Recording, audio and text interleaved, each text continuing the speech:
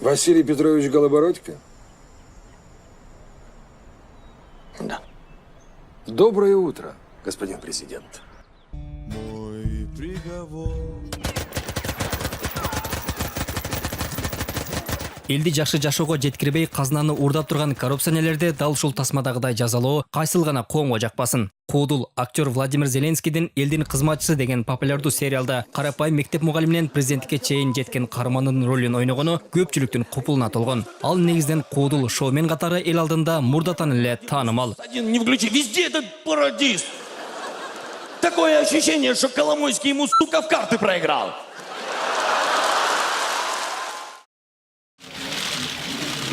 Бүгүн дал ушул Куудул Зеленский Украин президенттигине талапкер катары биринчи орунда келетат. Бийликте турган Порошенко канчалык колунда мүмкүнчүлүк көп экенине карабай 17% гана добуш алды. Зеленскийдики 30%га жетип, айырма дээрлик 2 эсе болууда.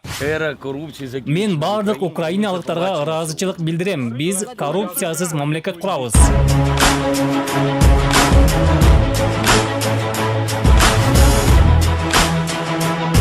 Куудулдун ийгилигин эксперттер, анализдөө борборлору украиналыктар берген убаталарын аткара албаган эски жүздөрдөн тажаганы, коррупциялашкан бийлик бутактарынан арылууну эңсеп жатканы менен байланыштырышат. Анткени Украинанын жолун тоорган бирден бир фактор коррупция. Ошол эле учурда Зеленскийдин элдин кызматчысы деген тасмада аткарган ролу жомуктогу баатырдын чыныгы жашоодо пайда болгонунда эле эл кабыл алып жатат. Ал үчүн добуш берип жаткандар чын эле кинодогудай президент болот деп ишенишет. Он новый человек.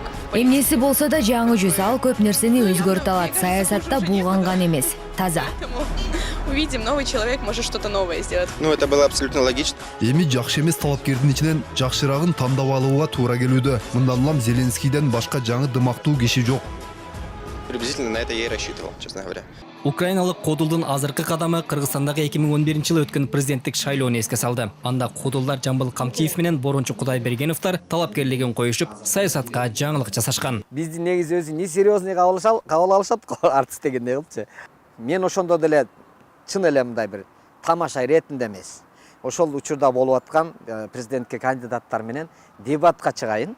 Анан эми тил комиссиясына өтөйүн деп 100 000 акчаны алып барып берейин дегенде эле эртең кел деп эле эртеси күнү келгенде сенде эме ошибка көп экен, эл топтогон эмелер кол койгондордун арасында деп алып койгон.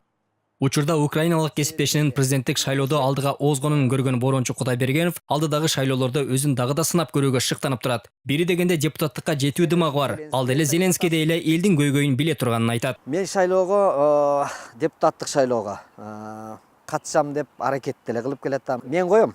Мисалы эмнеге дегенде айтайынбы? Мен балдарымдын келечеги үчүн. Менде бир жакшы нерсе кылгым келет. Ар бир кыргыз өзү президент болгусу келет. Кызык жерин айтайынбы? Эмнеге дегенде? Ушул көйгөйдөн куткарып кеткиси келгендиктен, президент болгондуктан эмес. Ошол эски жүздөрдөн, ошолордун алдап келаткандан тажагандыктан.